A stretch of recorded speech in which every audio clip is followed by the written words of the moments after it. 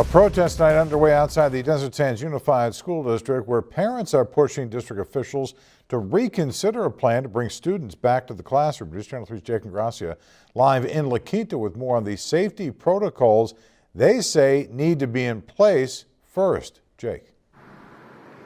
John, good evening. And interestingly enough, tonight's protest coincides directly with the first day that schools in Riverside County are allowed to return to in-person classrooms.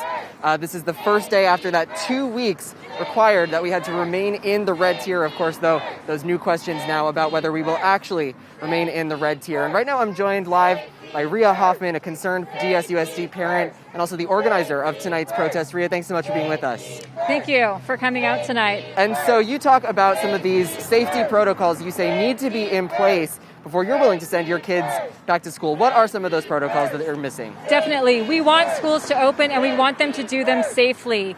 We're asking for temperature checks to be required for both students and teachers.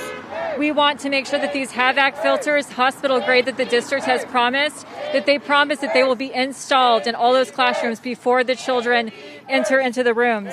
We want mandatory COVID testing for all teachers. We want barriers around student desks, and we want masks on all students on campus as long as it is medically appropriate for them. And real quick, in our last couple seconds, you told me you're worried about some of the disruptions to kids, changing teachers, in the middle of the school year. Talk about that. Definitely. Hybrid, virtual, whichever it is, we want to keep children and teachers together as much as reasonably possible. If we can keep them paired up, despite what model the teachers choose, we would like to do that to cause the least amount of disruption for our children because their worlds are already upside down.